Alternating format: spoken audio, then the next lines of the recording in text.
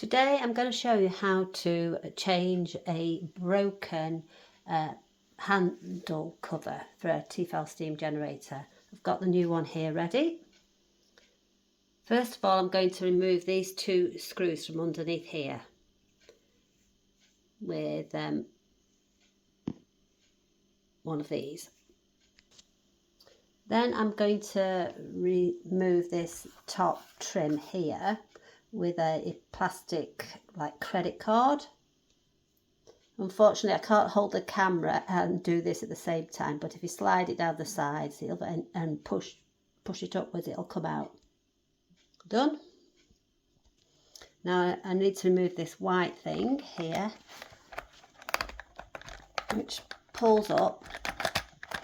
I'm going to put the camera down, and I don't know if you can see, there's like a little clip that you need to push in there underneath that red knob.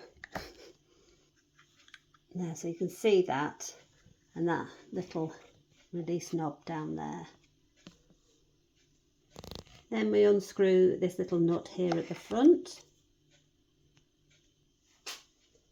and then once we've removed that, we can lift that off, and then we've got the base of the iron. So I'm just going to brush all this dust off with a little paintbrush I have. There we are. So I've now brushed all the dust off, and I'm sliding the other one on. I'm going to screw those two nuts back in. And just to say that you may have to sort of like put a screwdriver in these holes because of the plastic not quite been cleaned out properly, and so it'll be hard for the screws to go in, so you need to clean it out with a screwdriver. Okay, so we now have them two screws back in. There we go, and it all like lines up along there. So then we put the screw back in here. That's done now.